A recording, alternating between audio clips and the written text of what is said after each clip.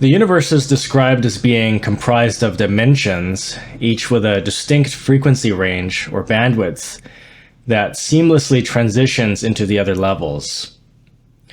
Today, we're going to look at a region called Uttarakuru. Uttara usually means north, and Kuru may simply just be a proper noun that doesn't have any particular meaning. Now, the main references to its inhabitants appear in a couple sources. The first is the Attanatiya Sutta, which is found near the end of the Digha Nikaya. And the second source is the commentarial and sub-commentarial material connected with that collection. In the sub-commentary, there is a short mention of the Uttarakuru, followed by a much more elaborate portrayal. The Attanatiya Sutta itself is represented as a protective discourse. So according to the tradition, the Buddha received it and then taught it to the monks so they could recite it for safety while traveling among various realms. And traveling through the cosmos. And so this discourse continues to be chanted in Thailand today. It is valued as a parita, or protective text. And the portion that deals specifically with Uttarakuru isn't the section most often recited, however. More commonly, the verses are chanted, and especially the passage that names the former Buddhas. But in another part of the text, it gives a depiction of life in the Uttarakuru. And so this is what describes that level of existence. So the people there are said to know of the previous 7 Buddhas. The chant is regarded as especially powerful in protective sense, as I mentioned, because of this. So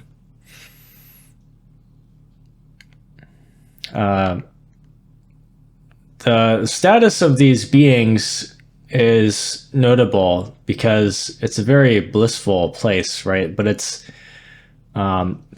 may not be exactly the God realm. It's more of a variation of it. So they are actually classified as human, but they differ greatly from humans that we know. I'm sure they could be non-physical. If they are physical, they may not be from, this world. Perhaps from a different time on this planet, or maybe in a different galaxy somewhere. They are probably astrally human. They're very near this level, but just more subtle. And they represent an alternative mode of human existence. So to understand this perhaps better, it helps to review the cosmological setting, right? At the center of the world system stands the immense cosmic mountain known as Mount Meru, or Sineru. And then encircling it are 7 successive mountain ranges. Beyond those ranges stretches a vast oceanic expanse said to measure 300,000 yojanas across. And within that ocean lie 4 great island continents positioned at the cardinal directions. In proportion to the entire system, they appear to be extremely small, yet each spans thousands of yojanas. The southern continent is Jambudvipa. I guess the proper intonation would be Jambudvipa. And that's the realm of ordinary human beings. If you try to map this out proportionally, these islands would just be tiny little specks of like a grain of sand or a grain of rice, very small. Probably not even a grain of rice, really, because they're just proportionally so vast. And there's a big difference in size. But it's described as a triangular with its upper region dominated by the mountains. And this reflects the ancient Indian conception of the inhabited world. These continents shouldn't be confused with modern geography. They're not like the Americas or any other known landmass. They're far removed from ordinary access. Right? They can only be reached through superhuman or magical means. These are other dimensions, right? They're not all physical. But we are there in this map, just in a different placement, and it's depicted in a different way, and it's probably not as literally or geographically accurate. Now, to the north of Mount Meru lies Uttarakuru. And among the 4 continents, it receives the most detailed attention. The other 2 continents are treated only briefly. The literature presents a couple noticeably different portrayals of this place. The primary account comes from a later sub-commentary to the Digha Nikaya. And in that narrative, Uttarakuru appears as a kind of idyllic natural society, very much like the Garden of Eden. Everything functions in near perfection. It's an absolute utopia or paradise. So the inhabitants live for thousands of years. Actually, sorry, about 1,000 years. Disease doesn't afflict them. Physical deformity is absent.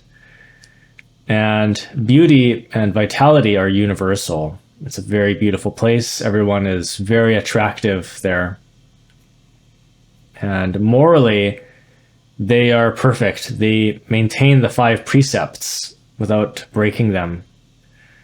No one clings to ideas of ownership or personal property. So they're very unattached and they don't have a strong sense of self. The social atmosphere actually resembles early a communist ideal. So the way their lifestyle is very, it's like living in a commune. If a person wishes to bathe, that person just leaves their garments on the bank of the waters, on the riverbank or on the lake, nearby the lake, just on the ground somewhere, and they go into the water and they clean themselves up that way. They purify themselves, and afterward they can just walk on to they can cross the other side of the river or come back where they came from and take whatever clothing is available, found nearby, and continue along. So no one claims private property or possessions. And when night appears,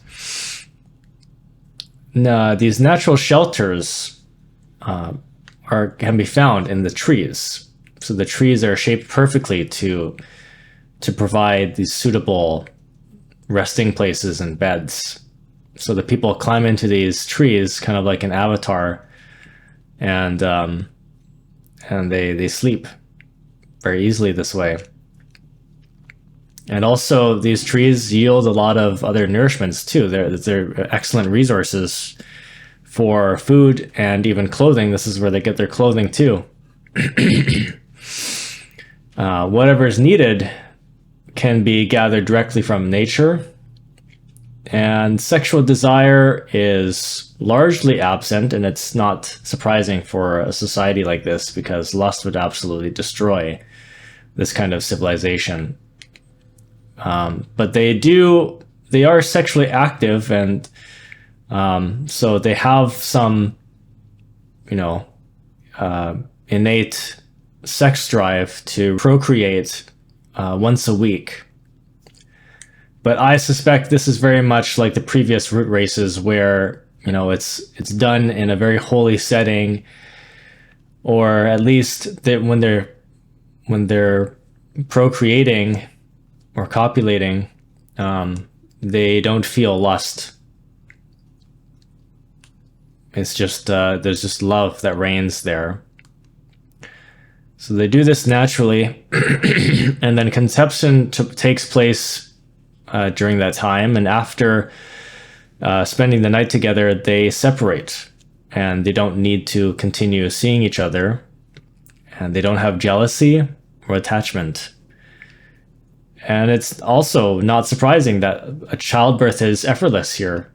I've learned from various studies like Samael's works, Master Samael's writings, that childbirth is painful here because of our karma and how we've evolved gradually, or how we've involuted from the times of Lemuria, originally from the times of Lemuria, where childbirth was not painful, or creating the soul was not painful. I can't even remember I don't remember if they had babies in Lemuria, or if they just kind of, like, there was some others. They had, these root races had different ways of reproducing, and some of them would split or bud. But so of course it's effortless in this paradise because the karma is so light, so mild there. So a woman delivers her baby without pain, and all she has to do is fashion a small cradle of leaves somewhere, and actually she can place this cradle somewhere on a path, and just leave the infant there after a few hours or a day of just taking care of it, and just making sure that it's warm and snug.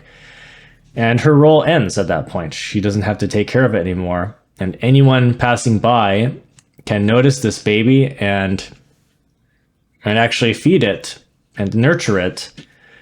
And people will just walk by, and it's like giving a homeless person some money. They won't just take care of it like full time. They'll just walk by, and all they have to do is, they usually will stick a finger out and allow the child to suck it, and milk will flow from their fingertips. And people just keep doing this on a regular basis. So the tone of this story is clearly mythological. It's kind of humorously idealistic. And so it's a very utopious, harmonious condition. And in this version, there aren't any evident drawbacks. Even death occurs gently. And when life ends there's no decay that's left behind. A bird, I guess it's actually a crane, described as a crane that removes the body and carries it away to another island. And that seems very made up to me, because because I think a place like that could also just allow decay to happen without feeling any sort of way about it. These people are so non-attached. I think they wouldn't feel any way about this sort of thing. But who knows? Because the gods are also like that too, but a lot of them lack courage, and they don't like to see death and decay. So maybe that's the same with them, is that it's better to have the bird remove these bodies so they can decay elsewhere. So this account it's actually very similar to the crane that delivers the baby. It's like the opposite function. And perhaps this is that Western crane delivering a baby is just a offshoot of this, offshoot of Oriental stories. I don't know.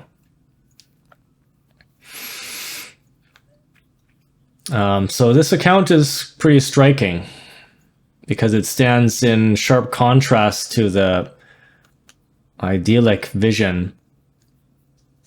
In this second portrayal of the northern continent, It's not just a gentle paradise. It's okay. So this is a different account of Uttarakuru that I'm going to dive into here. It's not as beautiful or idealistic. It's depicted very differently. This one is ruled by yakas, and who dwell in aerial cities, very much like the gods, the floating mansions and floating cities. They're described as floating realms suspended above the land. And from there, they actually hunt and capture humans, or these humanoid Uttarakuru residents. And the captives are forced into servitude, and they're treated like beasts of burden. They're treated like animals, like farm animals, and they use them. Yakas ride on them and use them for all sorts of things and harness them to pull carts and carriages. And the humans they seize, actually, they're not taken from Uttarakuru itself. They're abducted from other regions like Jambudvipa and like Earth. And in particular, they target those. Okay, so I guess I'm wrong about that. So they're not necessarily Uttarakuru citizens. They target people who hold wrong view. And this is kind of good because now they're putting these people into use instead of just letting them roam around freely and causing or wreaking their own havoc. So it may not be the worst thing, really, but these unfortunate people are carried off and pressed into labor. So they have a harsh existence and it's degrading. And symbolically, this reads almost like a psychological teaching. Because a mind that's distorted with wrong view becomes burdened. One feels ridden or weighed down. You become vulnerable to exploitation. And anyone who meditates knows the experience of being carried away by fear or an attachment, a craving, or even, I would say most especially, more often, carried away, swept away by the wrong view that causes just psychological sleep. So we get carried away by our dreams. We just start dreaming and we don't even realize it. Next thing we know, we're having this deep dream. We think we're still awake, right? But we're having a deep nap. We're in this dream world and we wake up and we just completely forgot our meditation practice. And our attention is collapsed at that point. So one is abducted in a similar way to one's own anxieties and psychological sleep. These people are not awake enough to resist the yakas. So that's one interpretation that this myth can be read, an image of inner captivity. Now, why do these Uttarakuru descriptions have such different portrayals? It's difficult to determine the chronology. The most plausible explanation is that they preserve distinct streams of tradition. So the Pali material that presents the natural paradise appears relatively late, yet it alludes to older northern legends that predate Buddhism. In pre-Buddhist lore, there was already a story of a wondrous land in the far north. Some details carry over, but the image of birds removing corpses is one example. But in the version where the yakas rule, they don't enslave the inhabitants of Uttarakuru. They import servants from elsewhere. And this makes sense because a society like Uttarakuru wouldn't have the karma for this sort of thing until later down in their involution. If that society ever gets in the end of the cycle, yes, that could happen for sure. But at their prime, no. And this suggests that the two visions may not mutually be exclusive. Much of the content could exist in harmony, while the yakas maintained dominion from above and managed the more degenerated societies. So they leave the northern humans undisturbed, but exploit outsiders. The ruler of the yakas is Vaisavana, and he's one of the 4 great kings, actually, and presides over the northern quarter. He appears in other texts as a very formidable authority, and he is not gentle in his governance. One story tells of a female yaka whom he compelled to fetch water from Lake Anotata for 7 years without rest, and she eventually passed away from the strain. So the tale might reflect real memories of oppressive labor in ancient times, and even today people can work themselves into exhaustion in order to survive. So the myth casts this social reality onto a cosmic stage. And there are other details about life in the northern continent. Rice is said to grow already husked and white, and requires no threshing, and cooking is accomplished with these special stones, and all you have to do is, when you have 3 of these stones put together, probably to make a triangle formation. Why not? The triangle is such a powerful and popular or common pattern in the universe. So they glow with intense heat when they're placed together.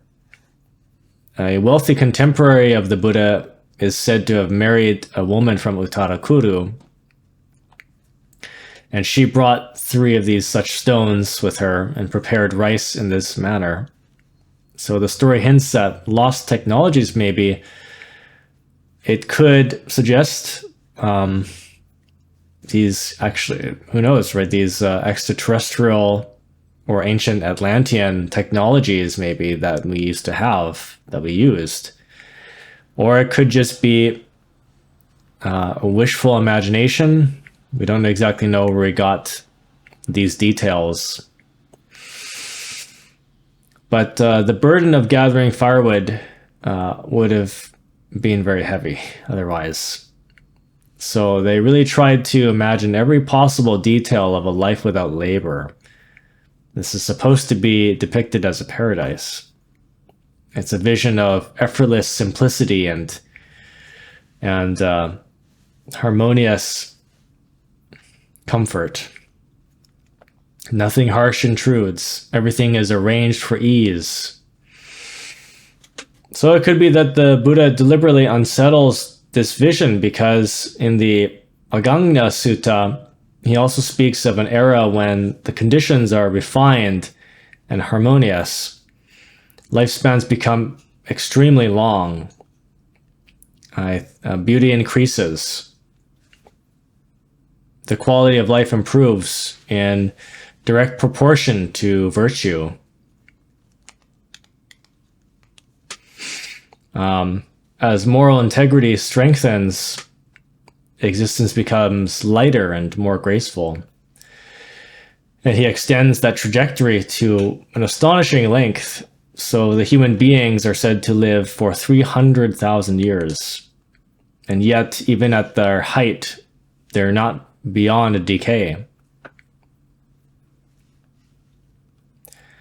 Oh, I should make that clear. So, aging still begins, though. Even these incredibly sort of almost immortal, we can say immortal beings. That's how we define immortal in the Oriental traditions. When you have built a certain aspect of the soul that's considered a level of immortality, to be able to live longer than 1,000 years, to live thousands of years or 1,000,000 years, that's immortality. It's not 100%. There's still decay, but it takes a very long time. You can last eons. So, but even these, so it would explain that these beings can live very long when they have the right conditions and the right livelihood. But even the gods are not exempt from entropy. Aging still exists, and death always arrives eventually. And after a long arc of refinement and after this refinement and evolution, there's the involution, which leads to the devolution, the decline of virtue, which inevitably sets in, and the cycle withdraws and reverses, and deterioration follows that expansion. There comes that pralaya of societies. And perhaps the stories of Uttarakuru, with its lifespan of 1,000 years, preserve an earlier stratum of this ideal, because the Buddhist tradition may have taken that motive and expanded it dramatically. The increase to 300,000 years makes a point. Even if you imagine a world sustained by virtue and blessed with immense longevity, you will never eliminate suffering if you're in any kind of realm of existence. Entropy remains. It's woven into conditioned, samsaric, or cyclic existence. So no arrangement of favorable circumstances can secure permanence. The Buddha seems to insert that reminder deliberately. The system never stabilizes in a final way.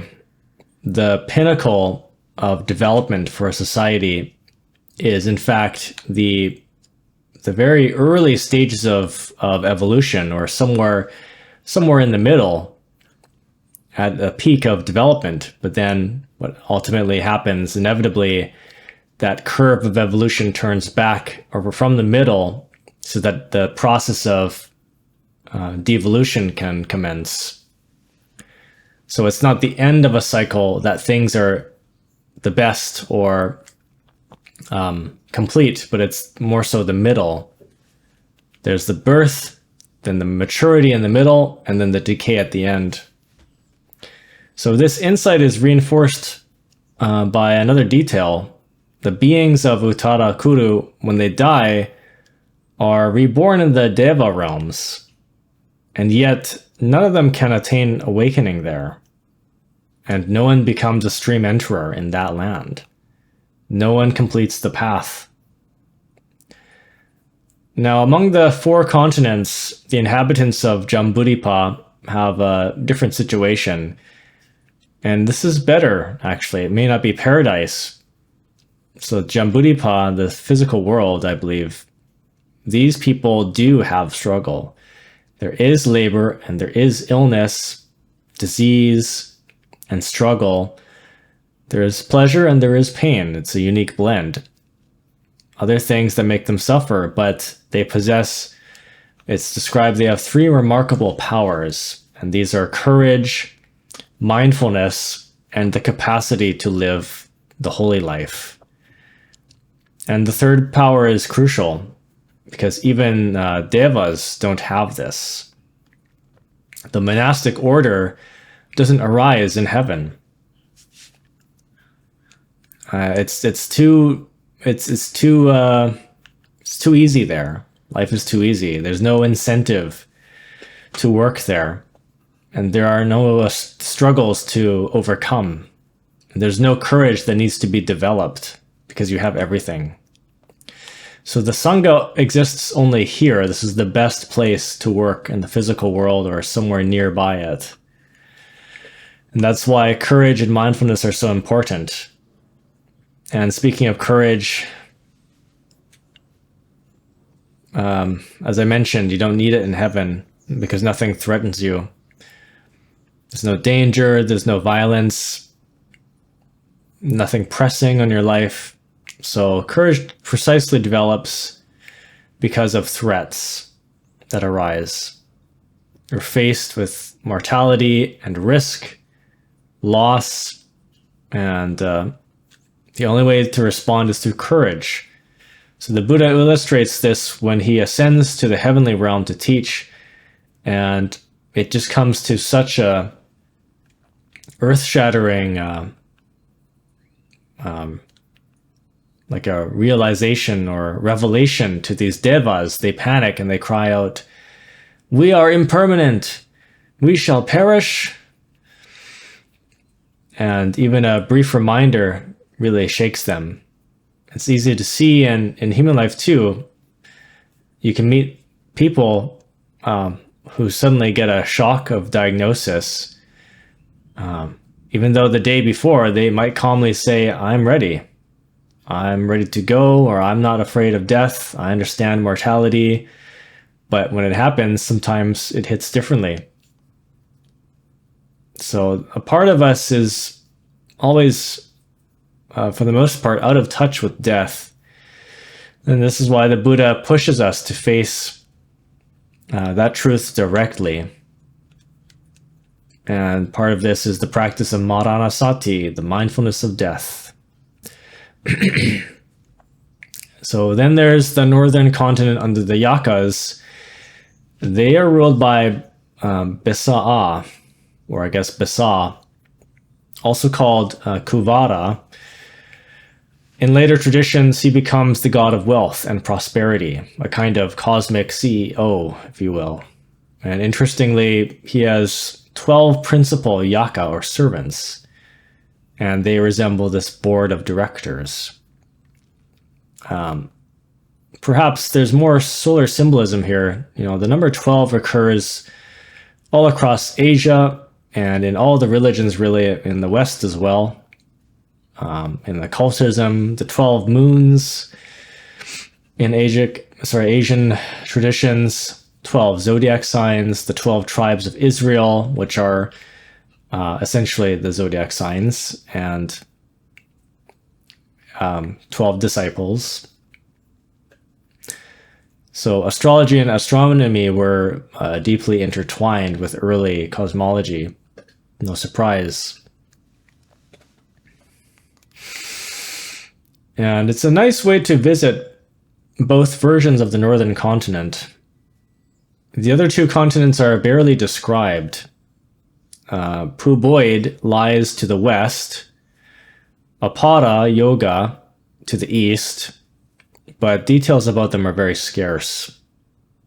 And when you think about communal life in Uttarakuru, it could remind you that some northern human societies, like Eskimo communities, they have less concept of private property, even with spouses. Sharing was common. Sharing everything. Tools, resources, even wives.